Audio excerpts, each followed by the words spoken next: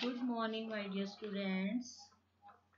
I hope you have enjoyed your summer vacations and also you all have completed your holidays homework. So, students, before summer vacations, we have done 1 to 4 chapters of first unit, that is of geography. And now we are going to start second unit, that is history. And chapter 5 to 8 are of second term, so you please don't bother about them. And now let's start with chapter number 9, that is of history, medieval period. So students, history is generally divided into 3 periods, that is, first is ancient period, second is medieval period, and third one is modern period. In class 6th, we have studied about the ancient history, and in class 7th, you will study about the medieval history, and the modern history you will study in class 8th.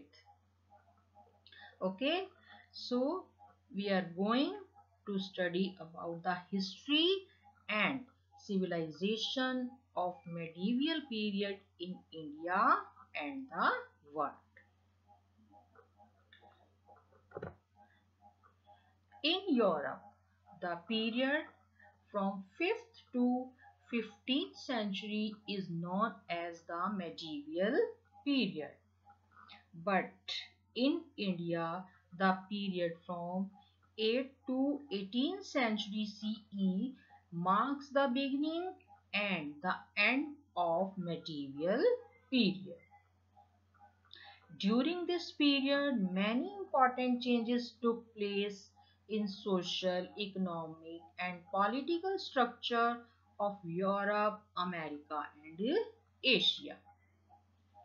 So, to learn about this period of history, we have many sources of information like books, poems, monuments, inscriptions, painting, manuscripts, etc.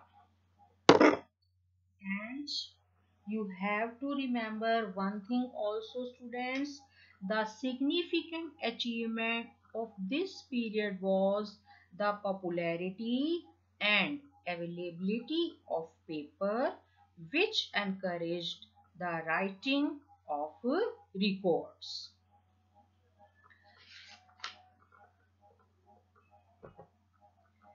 Now look at the picture.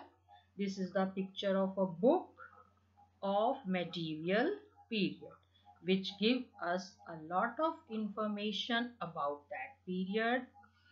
We will learn about other sources of information like this in next video.